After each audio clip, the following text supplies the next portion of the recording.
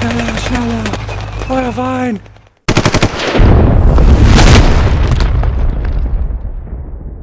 What makes a good shooter? Storytelling? Graphics? The ability to kill innocent civilians?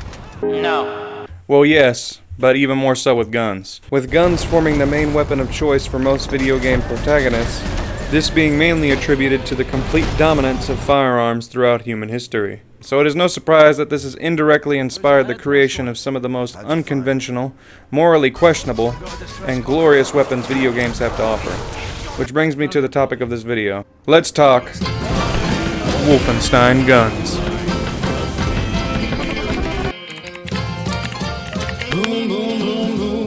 I'll start by saying that while I recognize the significance of the first two Wolfenstein games developed by Muse Software, I'm going to bypass them outright. Given the fact that the video game technology of the early 1980s doesn't hold up so well to modern scrutiny. Suffice it to say, there's only one gun you can use in both games, and they both essentially function in the exact same way.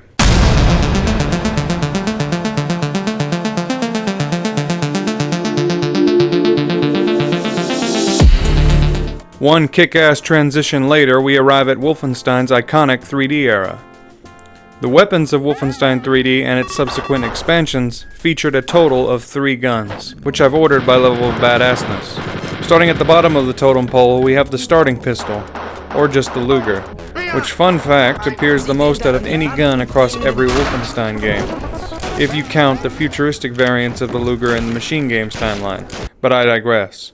The Luger proves useful at the beginning of the game when the only other weapon you have at your disposal is a knife, but past that you only really ever use it when you die. But who ever heard of dying in a Wolfenstein game? The new Colossus. Our next gun is the machine gun, or just the MP40. It serves as your bread and butter for most of the levels, but just doesn't compare to the awesome might. Death Machine!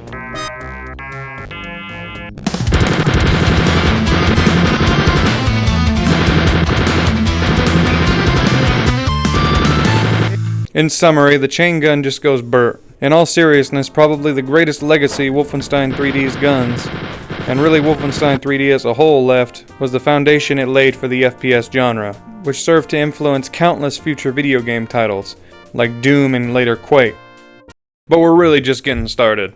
The next century gave way to a lot of new things. YouTube itself, the Snuggie, and of course, the next Wolfenstein. Actually, the next few Wolfensteins. Continuing chronologically, in 2001, RTCW introduced us to a much more historically authentic weapon variety, barring a few outliers.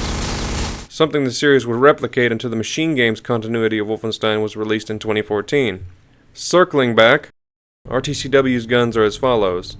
The Luger was first standardized by the German Empire in World War I. Its service continued until the end of World War II, however it was in the process of being phased out by the much more modern P-38 Walther by 1942. Like Wolfenstein 3D's Luger, though, it quickly becomes overshadowed by its competitors. However, its usefulness becomes reawakened somewhat when you acquire its silencer, while at times making it more inaccurate than Hitler's assassins. The M1911 is our next and last sidearm, a gun that I didn't even know was in RTCW, somehow. It began its combat service during the latter half of World War I, later going on to serve throughout World War II in both the Pacific and European theaters. Despite not having the luxury of a silencer, the M1911 has the unique privilege of being the first dual-wield weapon in a Wolfenstein game, something the series would become ubiquitous for later on. Now arriving at the SMGs, the MP40 needs no introduction. It's hard to think of a single World War II themed game/movie without one, which holds true in-game as well. It first saw action during the German invasion of Poland in 1939 and quickly developed a reputation for its extremely low recoil and controllability. In RTCW, it forms the backbone of the standard German loadout, along with the Kar-98. Next up, we have the M1 Thompson. The Thompson was originally envisioned for service during World War I, but failed to reach American forces in Europe before the war ended. By the time the United States entered World War II, the Thompson had undergone many variant changes, leading to the advent of the M1 and later M1A1 Thompson. In-game, the Thompson performs well, its only caveat being its lack of available ammunition. impeding its use along with the M1911, as they are both the only guns chambered in 45 ACP. Funnily enough, this remains an issue even during the first mission of TNO, where you are forced to almost exclusively utilize captured German weaponry, due to a chronic lack of ammo. All in all though, it's a classic and enjoyable addition to the weapon roster, that we only saw 2 iterations of in the entire Wolfenstein franchise. Now to our final SMG. The Sten is probably the most useful out of all the available SMGs, thanks to its integral suppressor, making it the MVP of all the available stealth weapons. Stepping back into reality for a moment, the Sten gun was never supposed to be made, but thanks to the massive defeats and equipment losses Britain suffered at the hands of Germany during 1940, Britain needed a cheap and easy to produce weapon to re-equip her forces in the event of a German amphibious invasion. And thus, the Sten was born.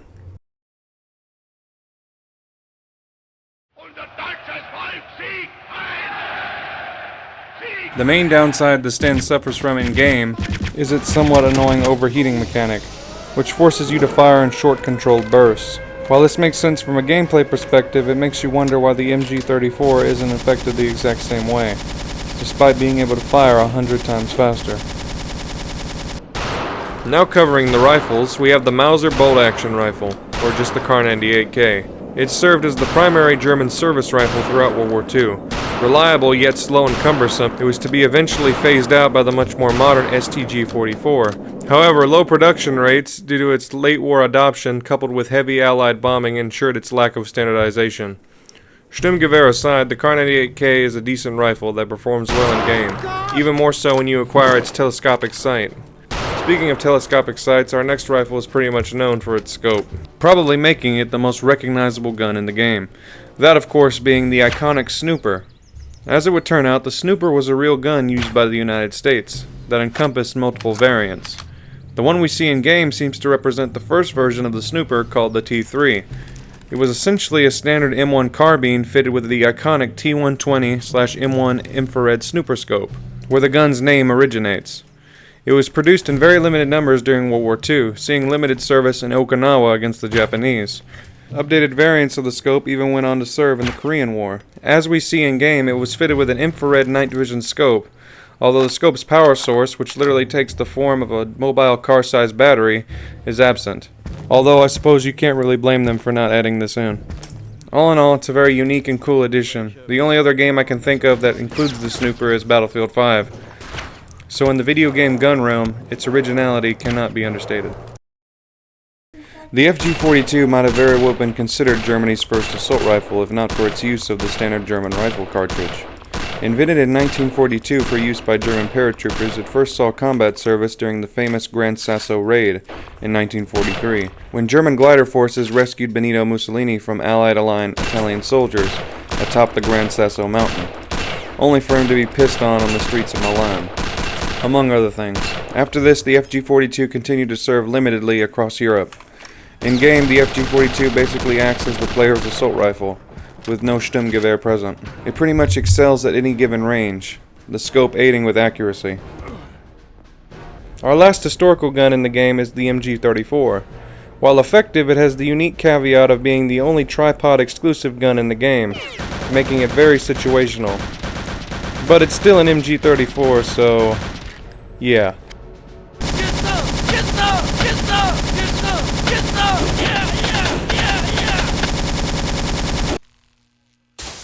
Pressing on, we now arrive at the Special Weapons category, otherwise known as the Wunderwaffe category. First up, we have the Tesla gun. It more or less acts as a glorified stun gun, except instead of stunning people, it kills the shit out of them. It can prove useful when used against large groups of enemies where it can have a chain conduit-like effect, although ammo is somewhat scarce. 10 guns later, we arrive at our final gun. I made sure to save the best for last. Oh yeah, baby, she's back. It's the bane of every Nazi's existence. It's the Panzerfaust.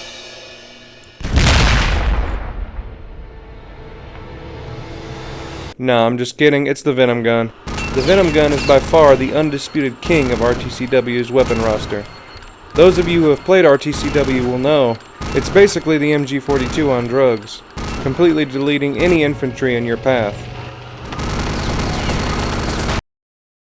In a satisfyingly gory fashion, I might add. reminiscent of the LKW or Laserkraftwerk in TNO. So in summary, the Venom gun just goes burp. And with that, we've covered every gun in the first 4 Wolfenstein games. And we still have a shit ton to go.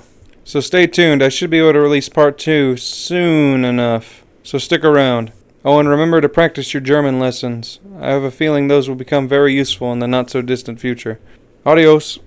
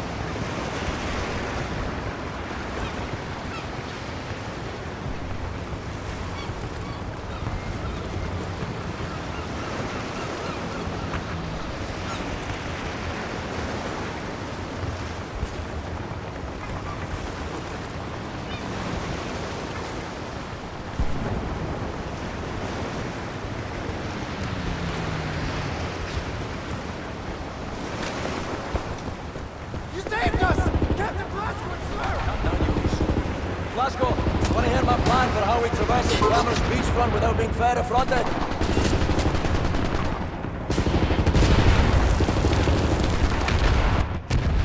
Alright, listen up. There's a high-powered machine gun nest in those trenches over there. We cannot advance a unit without being slaughtered. So, I want you to make your way over into those trenches and take the nest out. Just run as fast as you possibly bloody can, straight up the middle. We'll lay down cover fire from here. Got it. I'll put this on. I'll radio updates from our position. Right, lads, you ready to lay down suppressor fire?